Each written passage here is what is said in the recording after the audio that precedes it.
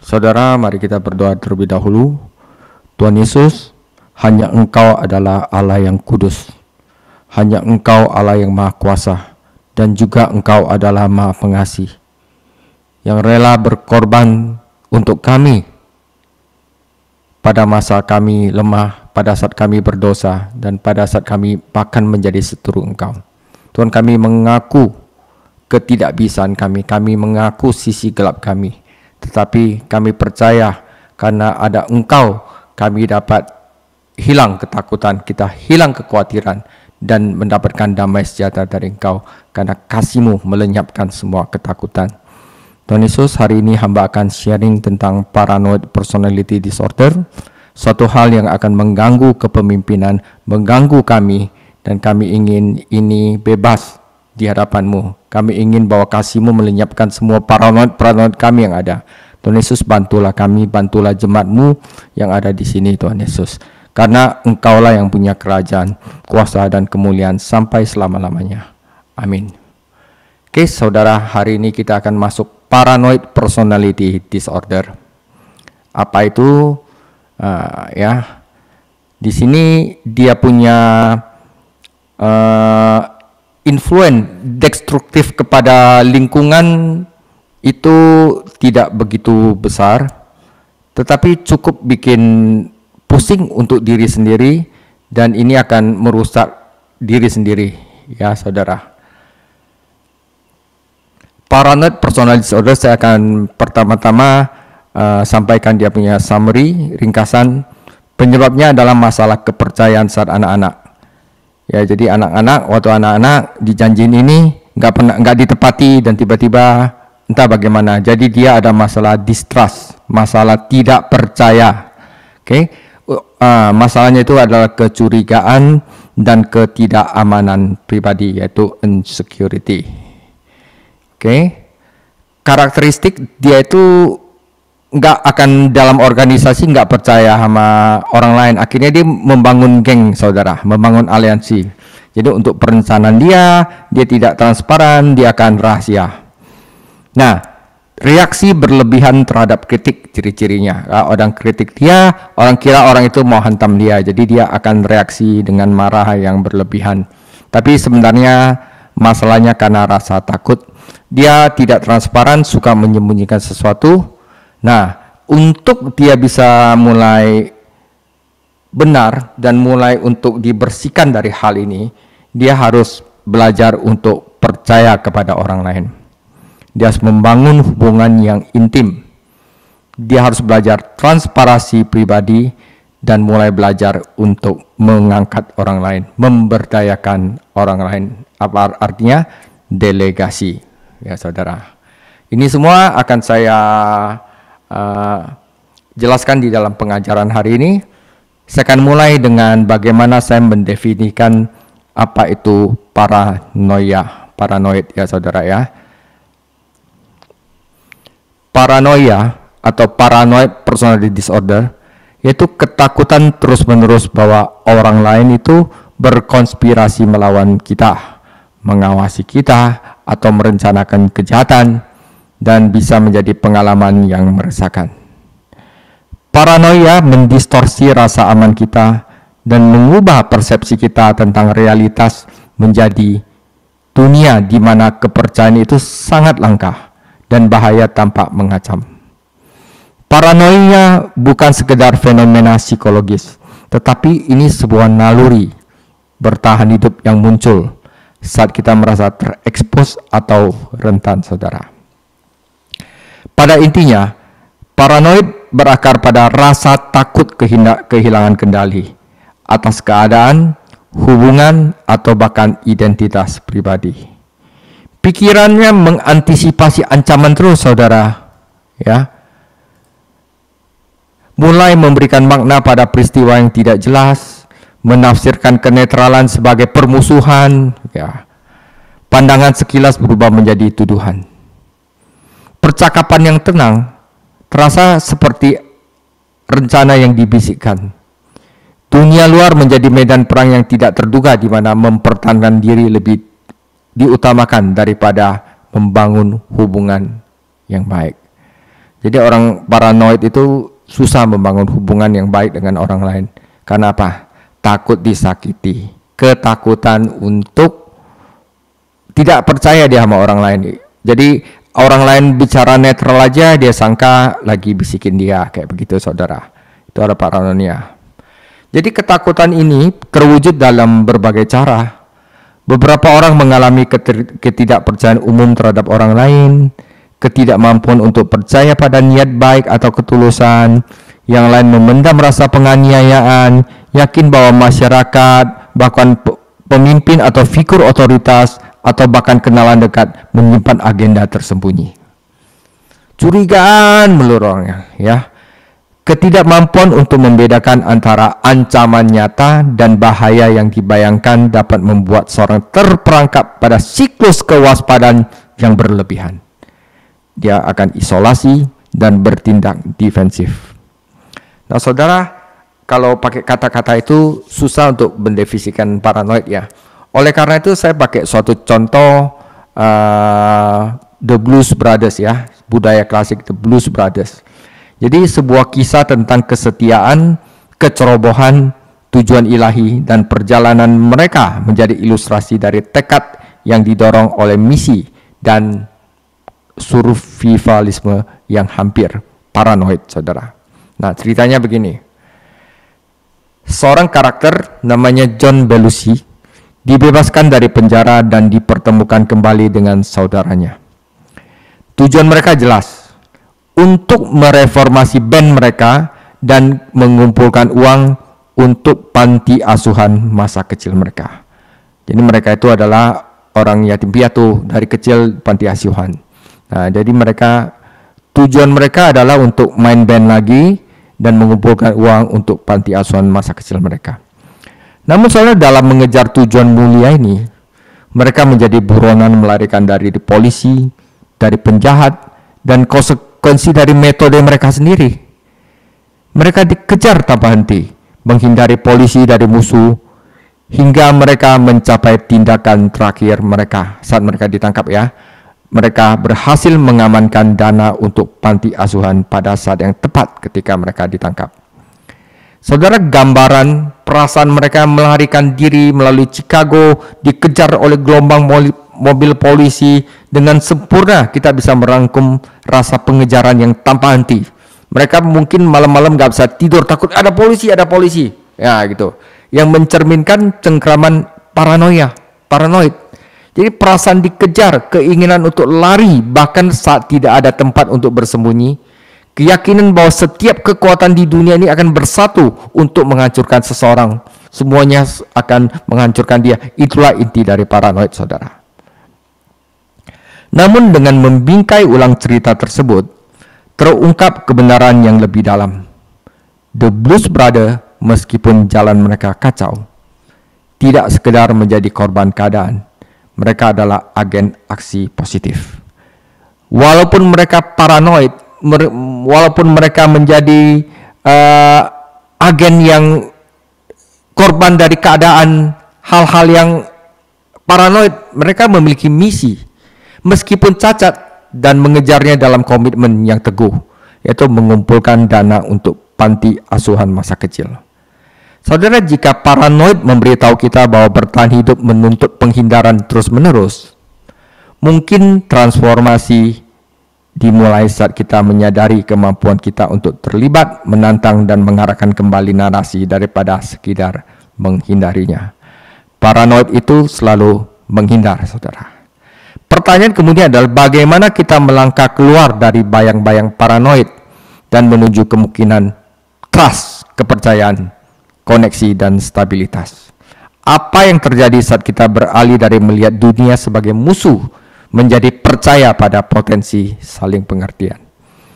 Saudara, paranoid bukanlah perjalanan yang mudah, tetapi perjalanan yang menjanjikan kita bisa dibaharui. Seberapa besar ketakutan yang kita biarkan mengakar dalam hidup kita sebelum ia menjerat kita begitu dalam, sehingga kita tidak lagi menyadari belenggu yang telah kita pasang pada diri sendiri. Jadi paranoid itu bisa sampai kita nggak nyadari bahwa kita itu paranoid. Itu paling bahaya, saudara.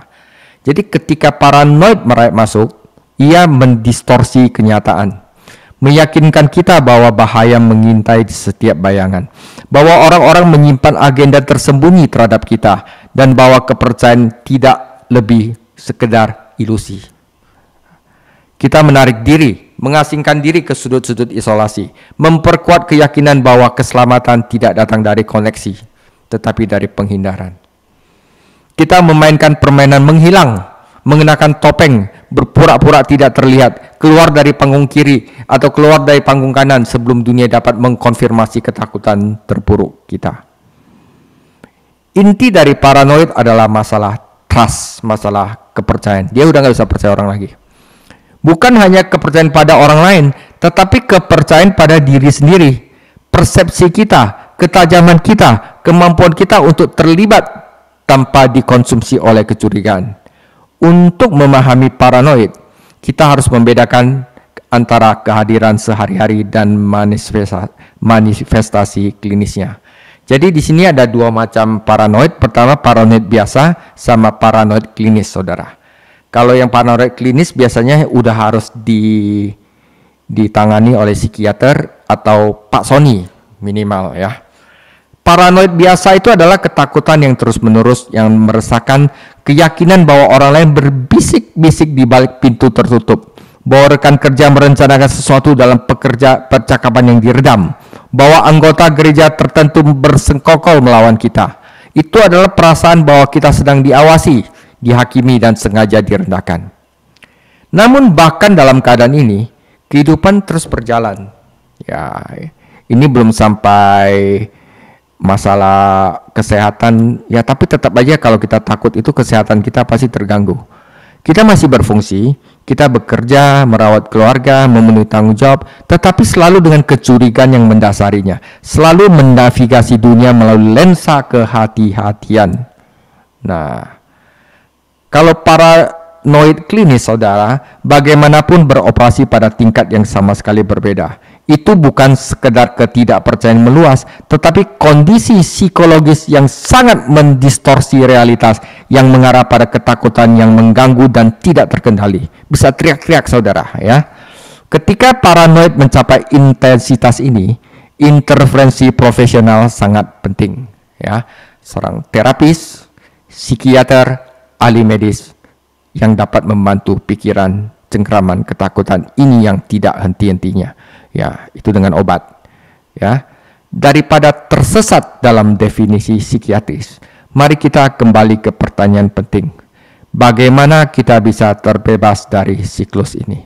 Bagaimana kita dapat kembali kepercayaan ketika ketakutan telah mengambil kendali? Saudara, masalah di sini adalah perjalanan keluar dari paranoid dimulai dengan kesadaran, ya. Kalau narsistik dimulai dengan apa? Bahwa dia harus ditransformasi hatinya secara dalam oleh Tuhan Yesus. Kalau ini dia harus sadar dulu. Sadar, gue ketakutannya kok nggak masuk akal gitu loh. Mengenali ketika ketakutan membentuk keputusan kita, mempertanyakan narasi yang telah kita bangun dan perlahan-lahan, dan sengaja membiarkan trust, kepercayaan masuk ke dalam kehidupan kita. Mungkin mulai ada teman baik satu, kita mulai kepercayaan itu dijaga. Saudara-saudara, sadar diri, ingat saudara, untuk masalah paranoid, sadar diri adalah salah satu alat terhebat yang kita miliki dalam perjalanan kita dengan Tuhan, dengan diri sendiri, dan dalam hubungan kita dengan orang lain. Sadar, saudara, untuk benar-benar memahami paranoid, kita harus memeriksa akar penyebabnya, luka mendasar yang membentuk persepsi kita tentang kepercayaan dan keamanan. Saudara, salah satu faktor signifikan yang menyebabkan paranoid adalah masalah kepercayaan di masa kecil yang belum terselesaikan. Ya, ini saudara. Ketika kepercayaan dirusak di awal kehidupan, ya itu langsung di-store di alam bawah sadar saudara. Karena kan anak kecil itu kosong otaknya. Langsung di-store kok tiba-tiba ada ketidakpercayaan. Entah melalui pengabaian, penelantaran, atau pengkhianatan, itu akan meninggalkan jejak yang dapat mengikuti seseorang hingga dewasa, membentuk kemampuan mereka untuk mempercayai orang lain, lembaga, bahkan diri mereka sendiri. Contoh ya, pertimbangkan kisah Bill Wilson, pendiri Metro Rothschild. Ya, pada usia 12 tahun, ia ditinggalkan oleh ibunya di St. Petersburg, Florida. Kata-kata terakhir ibunya kepadanya sederhana. Bill, duduklah di sini di bangku. Jangan pergi, aku akan segera kembali. Saudara, tetapi ibunya tidak pernah kembali. Bill menunggu selama 3 hari. Berharap, mengamati, dan berharap wanita itu akan kembali. Sampai seorang pengusaha Kristen memergokinya dan memutuskan untuk campur tangan. Tindakan kebaikan itu membawa Bill ke gereja, tempat ia menemukan tempat tinggal dan akhirnya tujuan ilahi. Sekarang, seorang anak yang mengalami trust issue, ya, telah membangun Metro Rothschild menjangkau lebih dari 100.000 anak-anak di seluruh dunia, membawa harapan bagi mereka yang seperti dirinya telah menghadapi pengabaian dan kesulitan, saudara. Namun kita kadang-kadang lihat endingnya ya. Namun perjalanan Bill bukan tanpa perjuangan. Masalah kepercayaan yang muncul akibat pengabaiannya tidak hilang begitu saja. Ia bergumul dengan pertanyaan, di mana ayahnya? Mengapa ibunya pergi? Bagaimana ia bisa memaafkan?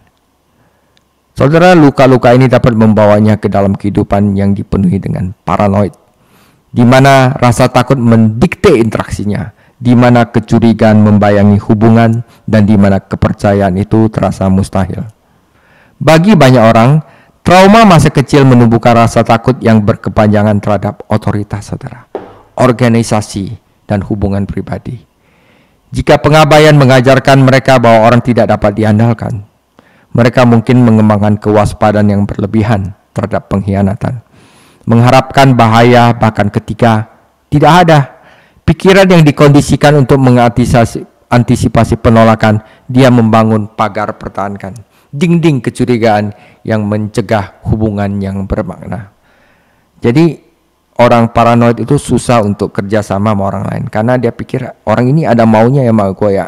Orang ini mau berkhianat nggak? Kalau orang ini tusuk aku dari belakang bagaimana? Sebelumnya belum tentu lakukan gitu, tapi karena paranoid dia tidak bisa bekerja sama dengan orang lain, saudara.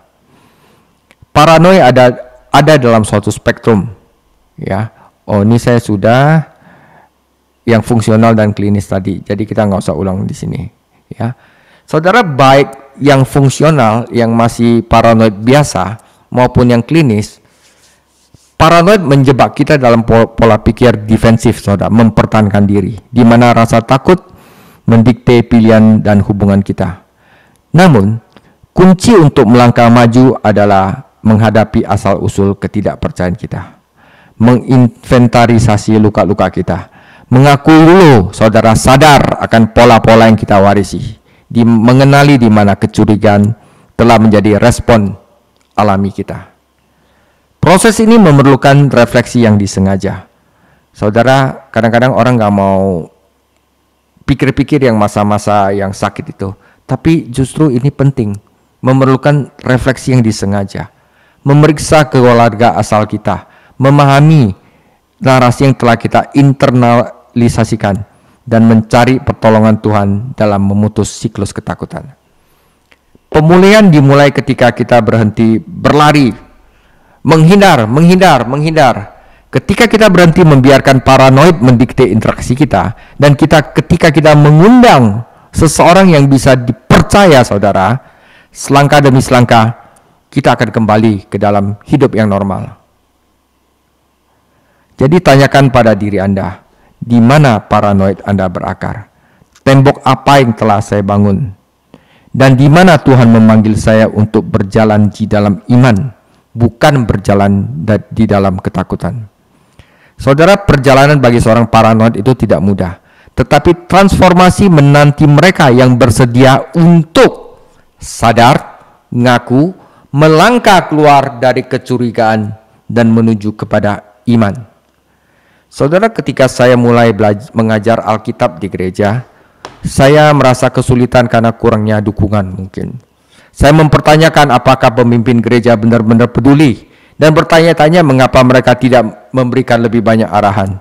Ketidakpastian itu memicu kecurigaan, saudara. Apakah saya sengaja dibiarkan mencari tahu sendiri? Kadang-kadang itu yang kita pikirkan, saudara, otak kita gitu loh. Seiring berjalannya waktu, keraguan saya berubah menjadi frustasi mungkin. Kalau saya paranoid ya, untung saya tidak begitu, saudara. Saya maju terus. Saya mencoba menyampaikan kekhawatiran saya kepada Tuhan, tetapi kecurigaan muncul. Rasa kesal pun muncul terhadap administrasi karena dianggap mengabaikan mereka dan bahkan terhadap siswa saya. Saya merasa tidak didukung, disalahpahami, dan semakin diisolasi. Nah, itu adalah paranoid, saudara. Pengalaman ini mengungkapkan pola yang lebih dalam, bagaimana rasa tidak aman, ketakutan, dan kekhawatiran pribadi memicu kecurigaan. Jika tidak diatasi, jika dibiarkan, saudara, emosi-emosi ini dapat mendistorsi persepsi dan merusak hubungan. Melihat ke belakang, saya melihat pentingnya mengatasi ketakutan dan rasa tidak aman yang mendasari sebelum tumbuh menjadi kebencian. Ya, saudara, itu bisa berubah jadi kebencian. Salah paham karena dia rasa takut yang enggak-enggak, saudara. Mengenali pola ini dapat membantu kita berhenti sejak merenung dan bertanya, apakah kecurigaan saya didasarkan pada kenyataan? Ya, atau sebenarnya berakar pada luka masa lalu, ya. Oke, saudara, kita masuk, itu adalah tentang paranoid, saudara, ya. Penyebabnya dan ciri-ciri orang paranoid di dalam pelayanan. Saudara, paranoid terwujud dalam kepemimpinan dan hubungan pribadi melalui perilaku yang mendorong perpecahan, ya. Rahasia, ya, dan kontrol yang kaku. Paranoid menciptakan lingkungan yang tidak bisa dipercaya, di mana kecurigaan menggantikan kerjasama dan ketakutan menentukan keputusan. Berikut ini adalah ciri-ciri paranoia pada individu dan pemimpin. Pemimpin yang membangun aliansi, rencana dan kerahasiaan, itu adalah pemimpin yang mungkin paranoid. Seorang individu atau pemimpin paranoid seringkali berasumsi bahwa orang lain berkonspirasi melawan mereka, yang mengarah pada pembentukan faksi. Bukannya mendorong persatuan, mereka mendorong perpecahan. Oke, ini cukup jelas ya. Apakah Anda bersama saya menjadi pola pikir yang menentukan? Mereka membangun sisi kita versus mereka dan memanipulasi situasi untuk memperkuat kesetiaan. Ya. Misalnya saya memimpin sebuah gereja yang beranggotakan 50 orang menjadi lebih dari 300 orang. Namun karena saya paranoid, ya, itu memainkan peranan penting dalam pemecahan yang akhirnya terjadi. Seorang mantan anggota pengerja saya mungkin memicu perpecahan, memaksa orang untuk memilih. Kamu pilih saya atau pilih gabungan pengerja. Hasilnya apa? Ketidakpercayaan, pertemuan rahasia, saudara, dan penyalahgunaan kekuasaan dari atas ke bawah. Dinamika ini menjadi racun, saudara, menunjukkan bagaimana paranoid dapat menghancurkan bahkan organisasi terkuat sekalipun. Pada dasarnya paranoid itu tidak merusak individu, tetapi dapat menghancurkan organisasi, saudara. Ketika Anda melihat rencana licik, kerahasiaan dan pembentukan aliansi, itu adalah tanda bahaya. Tangani secara langsung ngomong, mari kita bicara. Mari yuk, jujur-jujur yuk tentang apa yang sebenarnya terjadi, daripada bereaksi secara impulsif. Ya, manajemen konflik yang baik dimulai dengan yuk step back, melangkah mundur untuk memahami gambaran utuh daripada menumbuhkan kecurigaan. Yang kedua, orang-orang yang paranoid itu reaksi berlebihan terhadap kritik. Kritik itu sebenarnya membangun, saudara. Saya suka kritik, jadi saya bisa berubah. Ya, saya justru kalau orang yang ngomong saya lakukan sesuatu yang kurang, saya nggak suka, saya mendingan ngomong aja, udah nggak apa-apa.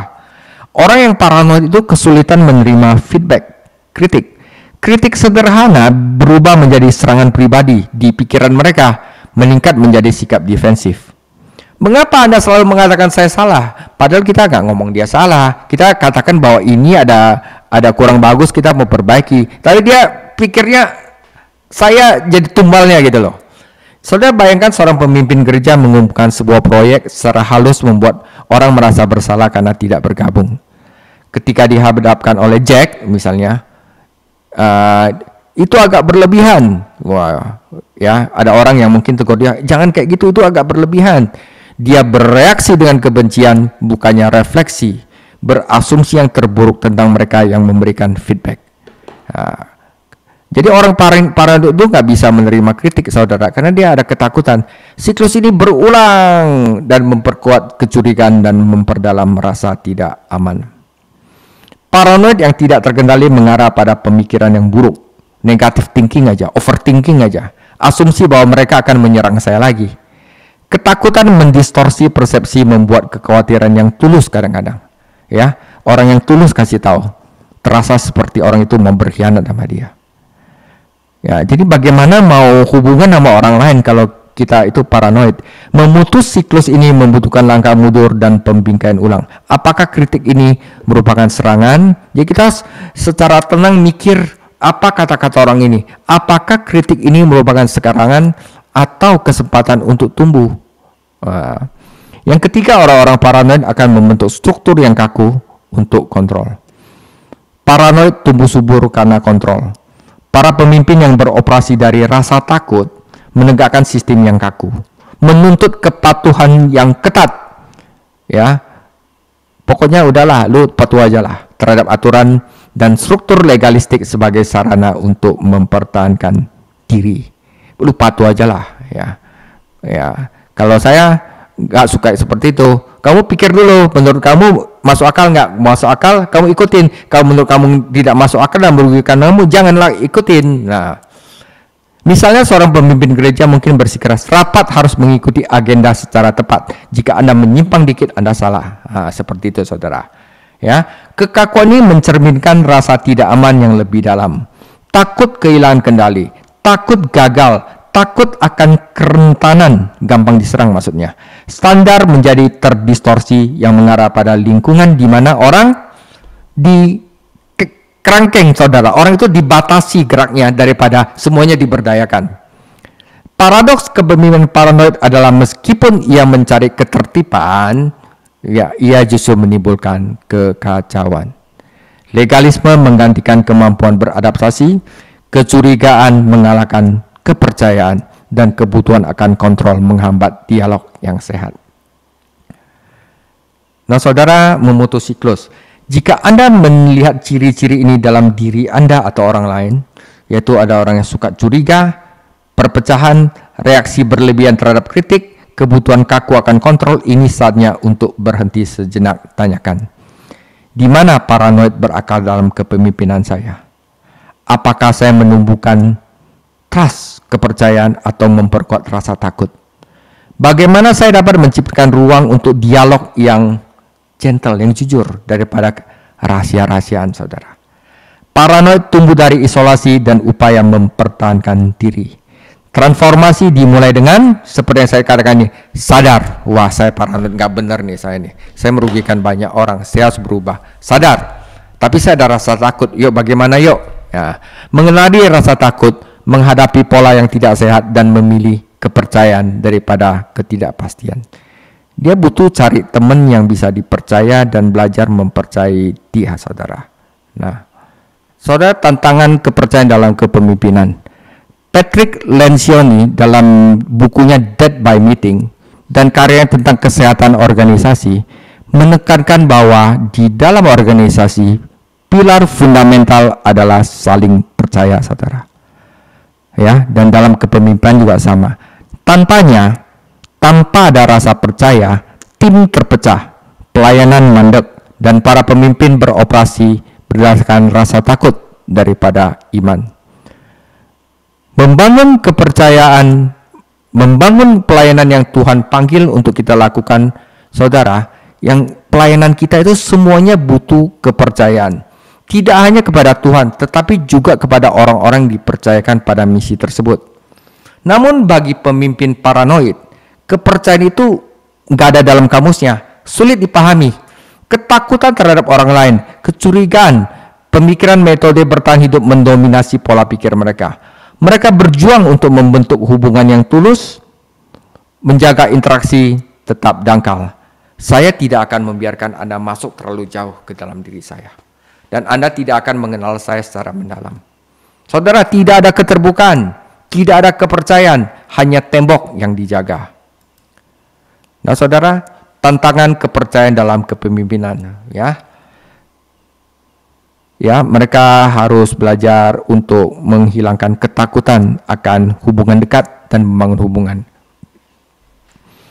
Paranoid menciptakan jarak. Pemimpin paranoid menghindari hubungan intim karena hubungan yang mendalam membutuhkan kepercayaan. Dan kepercayaan terasa tidak aman. Mereka menjaga jarak dengan orang lain, memastikan percakapan tetap pada tingkat permukaan saja. Kurangnya ke dalam hubungan ini menghalangi terbentuknya komunitas yang asli, saudara, otentik. Sehingga kerjasama tim dan kolaborasi menjadi sulit. Yang kedua, mereka harus belajar untuk transparansi pribadi. Mereka kurang transparansi pribadi. Orang paranoid seringkali memakai topeng pengalian yang tidak pernah sepenuhnya mengungkapkan pikiran mereka. Selalu membuat orang lain menebak. Keterbukaan terasa seperti resiko yang tidak dapat mereka tanggung. Mereka takut dihianati, berasumsi bahwa keterbukaan akan menyebabkan kerugian pribadi. Siklus ketidakpercayaan ini memperkuat isolasi, sulit untuk melepaskan diri dari paranoid. Saudara, orang yang paranoid itu dia enggan untuk membangun orang lain. Delegasi, keengganan untuk memberdayakan orang lain. Mereka itu takut, saudara. Seorang pemimpin yang paranoid ragu-ragu untuk mendelegasikan wewenang dan memberdayakan orang lain karena mereka takut kehilangan kendali. Jika mereka berjuang dengan kepercayaan, mereka tidak dapat dengan percaya diri melepaskan tanggung jawab. Jadi bukannya memperlengkapi para pemimpin dalam pelayanan, baik pelayanan pria, pelayanan wanita, atau bidang lainnya, mereka micromanage. Mereka itu kutak-katik orang punya delegasi. Takut seseorang melangkahi dan mengambil kendali. Padahal enggak. Ketakutan mereka meningkat secara tidak rasional, meyakinkan mereka bahwa jika saya melepaskan kendali, mereka akan mengambil alih seluruh gereja. Nah, itu paranoid, saudara. Tentu saja ketakutan ini enggak berdasar, tetapi paranoid memicu pemikiran yang tidak rasional. Pemimpin bertindak secara defensif, menunda keputusan ke tempat yang menakutkan daripada kebijaksanaan. Saudara, kepercayaan harus sengaja dipraktekkan. Ya, ini untuk membebaskan diri dari kepemimpinan paranoid. Kita harus belajar mempercayai seseorang.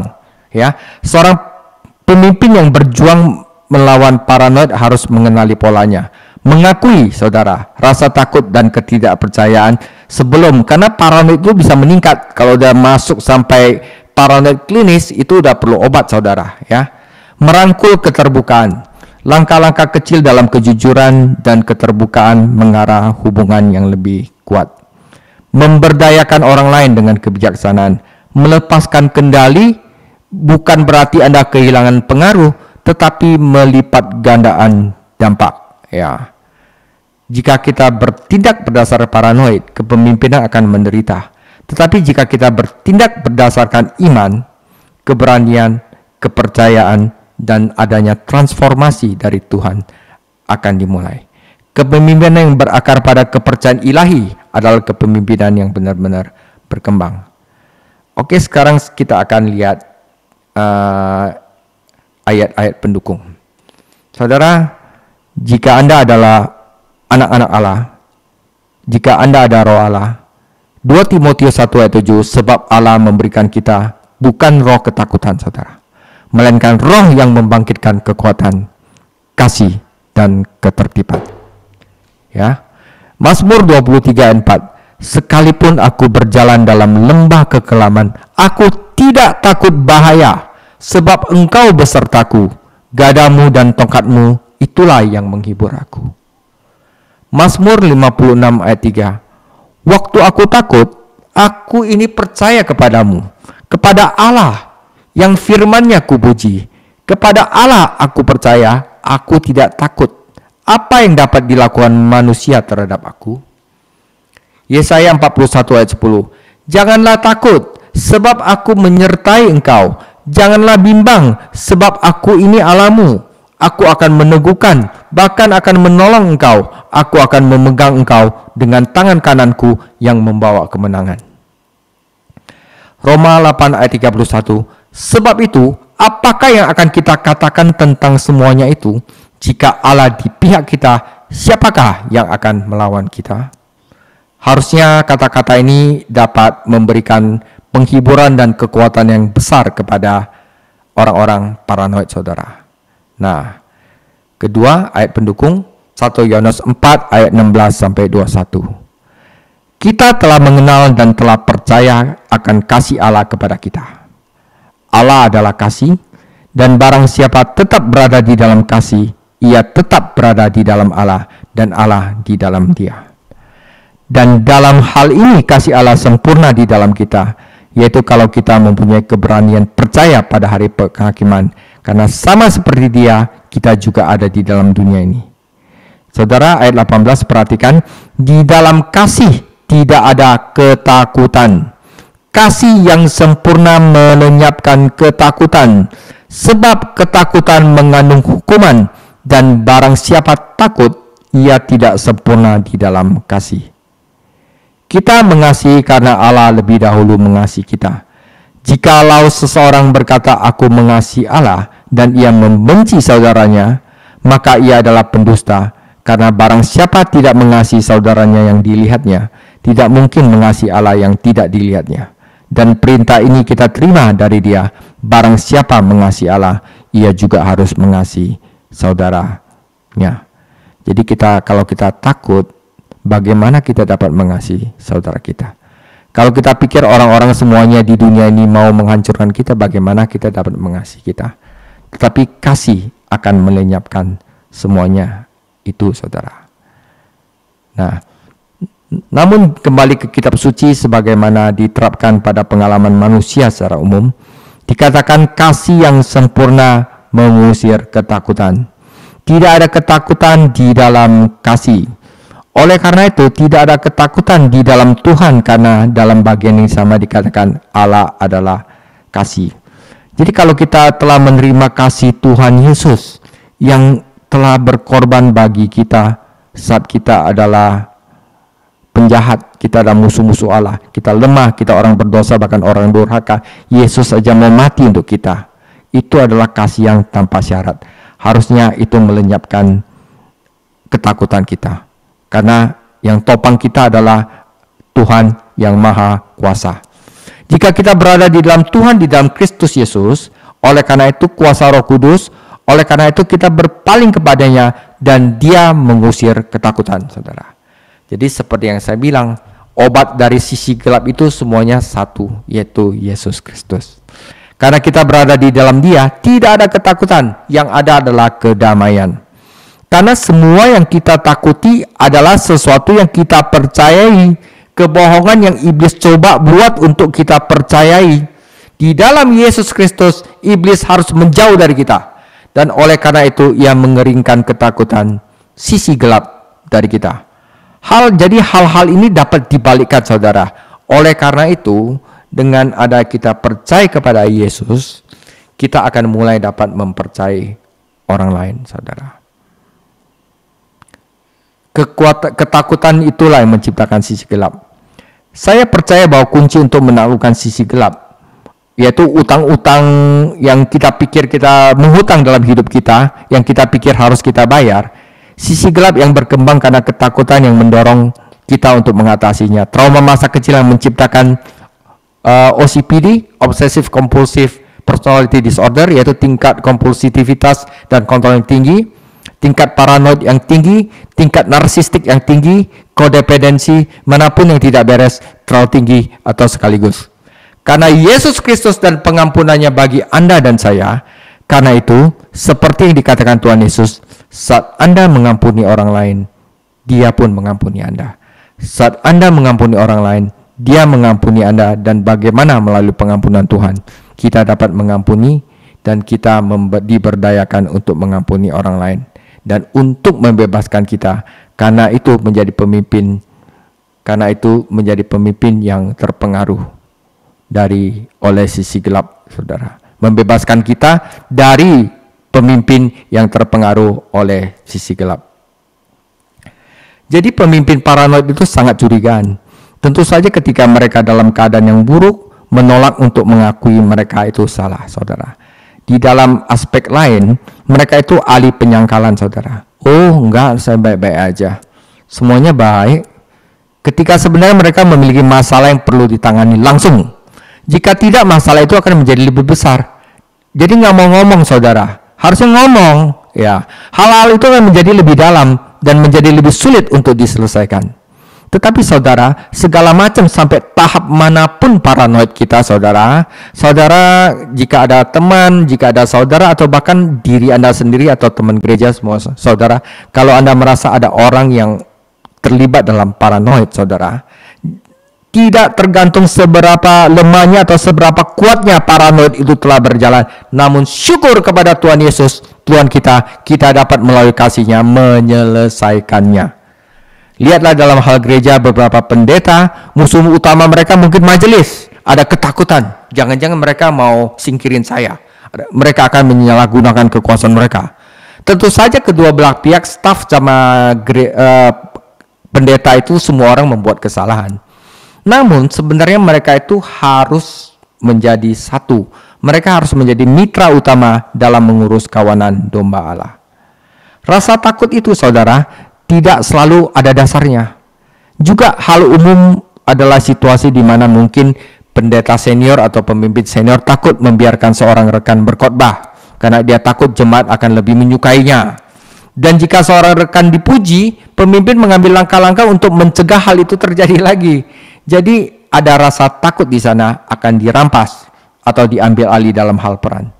Sedangkan saudara, servant leadership, kepemimpinan pelayan, kepemimpinan yang diajarkan oleh Tuhan Yesus berkata, tidak, kita harus angkat orang lain, kita harus memberdayakan orang lain. Karena pada akhirnya seorang penerus itu akan dibutuhkan untuk meneruskan visi misi yang Tuhan berikan bagi organisasi, visi yang Tuhan berikan pada gereja. Ya, paranoid menghalangi, ketakutan untuk menghalangi sukses seseorang dan keberhasilan pembangunan gereja Tuhan. Anda tahu, kerajaan Tuhan dibangun melalui gereja yang diberikan itu. Dan gereja itu bersama-sama terlepas dari denominasi, semuanya itu bersama-sama. Saudara, jalan ke depan, kita sendiri sebagai pemimpin dapat menghalangi jika kita berpikir bahwa, nah, si Anu yang berkhotbah lebih baik dari saya. Atau si Anu dan bakatnya, ya ampun, kekuatannya itu bukan kekuatan saya. Ya tentu saja kekuatannya adalah kekuatan dia. Tubuh Kristus di sini untuk memaksimalkan kekuatan jemaatnya, kekuatan Anda. Jadi kita semua dapat bersatu sebagai tubuh Yesus, kepala, kaki, tangan, dan seterusnya. Jadi kita dapat bersatu dan bekerja sama satu sama lain untuk mengatasi masalah itu.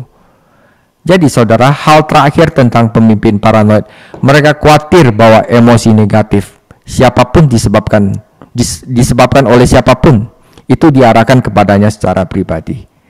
Orang itu kok mukanya masam kayaknya kayak gitu, mungkin dia sama saya kenapa? Nah, dia udah sensi lah. Dan mereka mengalami kesulitan untuk menjaga hubungan dekat dengan anggota. Mereka merasa tidak mungkin untuk mengungkapkan diri atau bersikap transparan. Tinggal 2 slide, saudara. Saudara, contoh Alkitab yang paranoia adalah Raja Saul. Ya, contoh Alkitab itu adalah tokoh Alkitab Raja Saul. Raja Saul pada awalnya raja yang perkasa, diurapi oleh Samuel. Anda mungkin ingat ceritanya. Namun akhirnya Saul mengkhianati sumpahnya kepada Tuhan dan mulai tidak menaati Tuhan dan pergi ke arah lain, yaitu menjauh dari Tuhan. Samuel dipanggil oleh Tuhan mengurapi Raja Daud untuk menggantikannya. Tentu saja Daud dan Saul tidak selalu bertemu berhadapan muka. Saul mencoba membunuh Daud karena dia tidak percaya pada Daud sebagai salah satu pemimpin Tuhan. Dan ceritanya bagaimana Saul jatuh karena pedangnya sendiri. Saudara, jadi jika Anda berjuang untuk tidak menjadi paranoid, saudara, untuk bisa lepas dari paranoid, Anda harus sadar dulu Anda paranoid. Ngaku dulu. Setelah itu pergilah kepada Tuhan Yesus. Dapatkan bantuan dari mentor agung itu. Ya, firman-firmannya itu di dalam Mazmur itu banyak untuk menguatkan bahwa jangan takut, aku beserta engkau. Atau pergi ke pendeta lainnya. Ya. Dan jika seorang pendeta mengalami paranoia, pergi ke pendeta lain. Kita saling membutuhkan seperti halnya psikiater dan konselor. Tidak apa-apa saudara, tidak apa-apa untuk mendapatkan bantuan. Karena paranoia itu bisa berkembang ke tahap klinik, ke tahap yang gawat saudara. Nah, penutup, saudara, yuk kita semua dapat membangun hubungan yang baik dan itu akan bermakna saudara. Hubungan itu akan bersifat komprehensif yang akan sekali lagi berpusat pada Kristus.